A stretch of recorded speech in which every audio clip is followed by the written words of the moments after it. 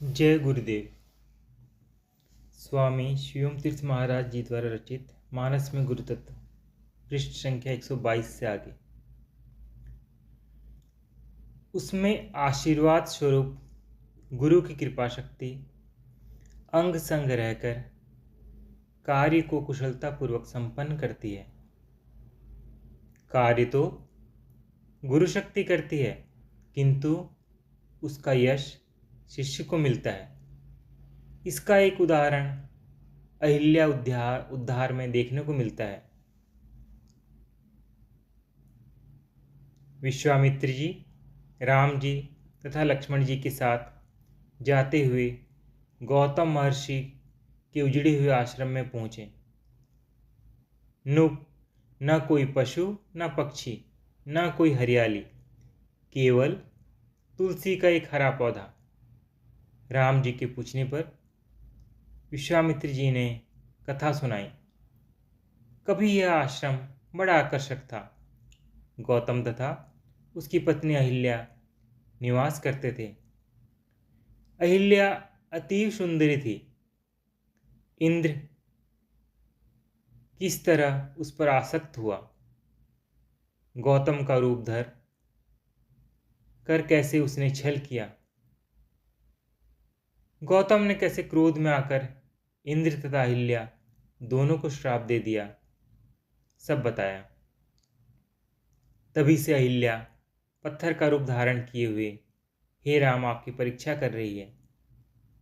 आपकी चरण रज चाहती है, इस पर कृपा करो। विश्वामित्र जी यदि चाहते तो अहिल्या का उद्धार करने में पूर्णतः समर्थ थे, किंतु इसका यश राम जी को देना चाहते थे, क्योंकि उन्होंने राम जी को आज्ञा दी, जिसे राम जी ने सिरोधार्य किया। सभी कार्य तो गुरु शक्ति ही करती है, किंतु शिष्य को यश मिलता है। महाराजा दशरथ इस रहस्य से भली भांति परिचित थे, इसलिए सभी कार्य गुरु आज्ञा से ही करते थे। यदि गुरु अपनी कोई इच्छा व्यक्त करते थे तो उसे गुरु आज्ञा ही समझते थे। वास्तव में जीव गुरु आज्ञा से ही जगत में प्रकट होता है तथा प्रस्थान अर्थात मृत्यु भी गुरु आज्ञा से ही घटित होती है। जब बुलावा आता है तो जीव क्षण भर भी ठहर नहीं पाता। जन्म और मृत्यु के बीच का समय अर्थात जीवन भी गुरु आज्ञा से ही व्यतीत होता है। जीव को जो मिलता है या नहीं मिलता, सब आज्ञा से ही है। जिसे वह जिस योग समझता है या जिसके हित में जो देखता है, उसे वही तथा उतना ही देता है। जो देता है वही देता है, जो नहीं देता है उसे जीव कभी भी प्राप्त नहीं कर सकता। सारा सुख दुख, यश अपयश, हानि लाभ गुरु आज्ञा से ही मिलता है। विद्या, धन, रूप, स्वास्थ्य सब कुछ गुरु आज्ञा के ही अधीन है। तुलसीदास जी ने आरंभ से लेकर नगर प्रवेश तक तथा उसके बीच में हर बात में जो गुरु आज्ञा का वर्णन किया है, उसमें यही रहस्य है, ऐसा प्रतीत होता है। दोहा, देहि आशीष जुहारी सब, गावहीं गुणगान गात, तब गुरु भुसुर सहित गृह, गौनु किन्ह नरनाथ। अर्थ, सब बंधन करके आशीष देते हैं तथा गुण समूह की कथा गाते हैं। तब गुरु तथा ब्राह्मणों सहित महाराज दशरथ जी ने महल में गमन किया। अयोध्या नगरी में राम विवाह के उपलक्ष्य में सब और प्रसन्नता की लहर है। राजा दशरथ याचकों को तरह तरह की भेंट दे रहे हैं। तभी सभी महाराज को प्रणाम करते और आशीष देते हैं, महाराज के गुणों का बखान करते हैं। तब महाराज दशरथ ने अपने महल में प्रवेश किया। साथ में गुरु तथा ब्राह्मण थे। भक्त घर में हो या बाहर, हर समय गुरु के साथ ही रहता है। यह शरीर भी एक घर ही है। कभी वृत्ति शरीर में अर्थात घर में होती है, कभी जगत में अर्थात बाहर, किंतु उसका कारण अर्थात वृत्ति पैदा करने वाला गुरु तत्व ही है। जीव इस बात को अनुभव करता हो या नहीं, किंतु गुरु तत्व उसके साथ ही रहता है। सोते जागते, खाते गाते, व्यवहार करते, हर अवस्था में, हर देश में तथा हर काल में गुरु तत्व साथ नहीं छोड़ता। मृत्यु हो जाने पर जब स्थूल शरीर अर्थात जब बाहरी घर नहीं रह जाता, तब भी सूक्ष्म शरीर रूपी आंतरिक घर में गुरु तत्व का वास रहता ही है। कुछ ऐसे अनुभवी व्यक्ति हैं जिन्हें अपने साथ गुरु तत्व के होने की अनुभूति होती है। वह अपने अंदर तथा बाहर उसी को देखते हैं। हाथों का पकड़ना, छोड़ना, आँखों का देखना या कानों का सुनना आदि सभी क्रियाओं में गुरु तत्व को ही क्रियाशील देखते हैं। गुरु तत्व क्रियाशील हुए बिना न वृत्ति घर के अंदर आ सकती है, न घर से बाहर जा सकती है। तुलसीदास जी ने रामचरितमानस में यही दिखाया है कि महाराज दशरथ के साथ उस समय गुरु जी का वास रहता था। वह हर कार्य उसी की आज्ञा से करते थे। उनका यही भाव दिखाई देता है कि भक्त को प्रतिक्षण गुरु तत्व की अनुभूति बनती रहती है। प्रत्येक कार्य में उसकी प्रेरणा तथा शक्ति बनी रहती है।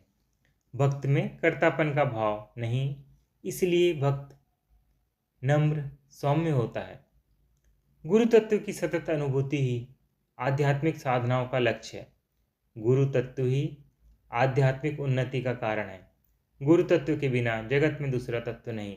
गुरु तत्व ही सर्वव्यापक है। चौपाई।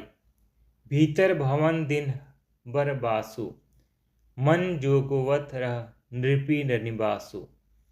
पूजे गुरु पद कमल बहोरी, किन्हीं विनय उर प्रीति न थोरी। अर्थ, उन्हें अर्थात गुरु जी को महल के भीतर ठहरने का उत्तम स्थान दिया, जिससे राजा तथा सकल रनिवास उनका मन जोता रहे,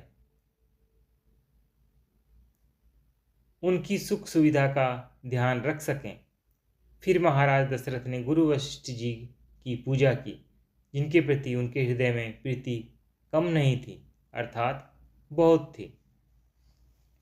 ठीक भी है, गुरु को घर के अंदर ही वास कराया जाता है, ताकि उनकी सेवा, सानिध्य, साधना, सत्संग का अधिक से अधिक लाभ प्राप्त हो। वैसे भी जब भक्त को सद्गुरु की प्राप्ति हो जाती है, अर्थात चेतन गुरु तत्व अंतर में जागृत होकर प्रत्यक्ष अनुभव गम्य हो जाता है, तो उसे घर के अंदर अर्थात शरीर रूपी घर में हृदय के अंदर धारण कर लिया जाता है, स्थिर किया जाता है, ताकि जीव भाव रूपी राजा तथा इंद्रियां रूपी रानियां उसके सानिध्य का अधिकाधिक लाभ उठा सकें। यहाँ गुरु जी को घर में ठहराने का कारण यह बताया गया है कि ताकि उनकी देखभाल तथा सेवा अच्छी तरह हो सके।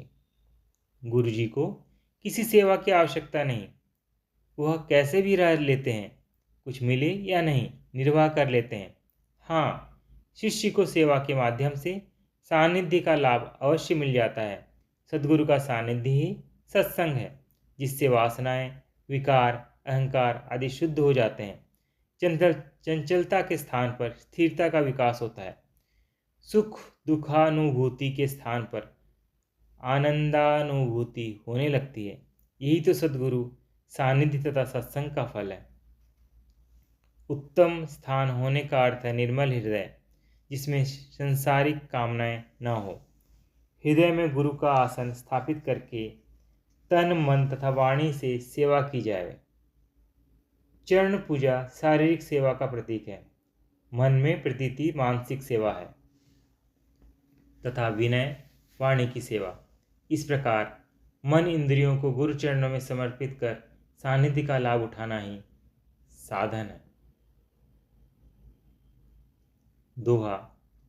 बधुन समेत कुमार सब रानी न सहित महिषु, पुनि पुनि वंदत गुर चरण, देत आशीष असी मुनिषु।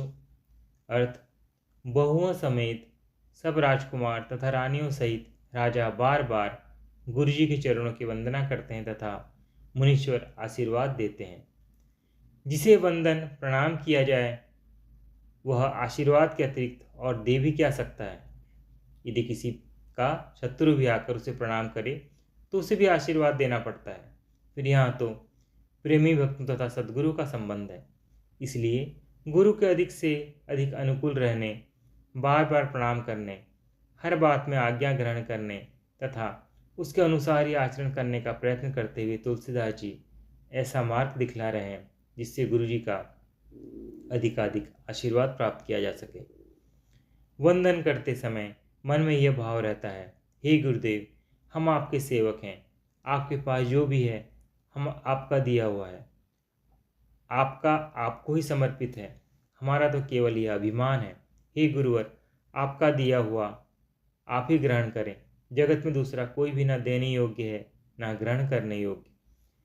हमारा कहने के लिए हमारे पास कुछ भी ना रहे, आप अपार अनंत एवं गंभीर हैं। हम तुच्छ जीव भला आपको कैसे जान सकते हैं, आपकी कृपा के बिना आपको कौन पहचान सकता है। हृदय में भाव, नयनों में प्रेमाश्रु, मन में गुरु का ध्यान तथा रोम रोम में गुरु के सानिध्य की आनंदानुभूति ही सच्चा वंदन है। इसी से अंतर ब्रह्म गुरु के दोनों स्तरों का आशीर्वाद प्राप्त होता है। तुलसीदास जी के हृदय कमल में सदैव गुरु जी का वास बना रहता था। मस्तक सदैव ही गुरु चरणों में झुका रहता था तथा गुरु शक्ति की सर्वव्यापकता तथा क्रियाशीलता की सतत अनुभूति बनी रहती है थी। सदैव वंदन की स्थिति में रहते थे। चौपाई। ऊर्धरी राम ही सिय समेता, हर्षि किन्न गुर गौनु निकेता, विप्र बधु सब भूप बोलाई, चैल चारु भूषण पहिराई। अर्थ, फिर सीता सहित श्री राम को हृदय में रखकर गुरु वशिष्ठ जी हर्षित होकर अपने स्थान को गए। तब राजा ने सब ब्राह्मणों की स्त्रियों को बुलवाया तथा उन्हें सुंदर वस्त्र तथा आभूषण पहनाए। पृष्ठ संख्या 126 की समाप्ति। जय गुरुदेव।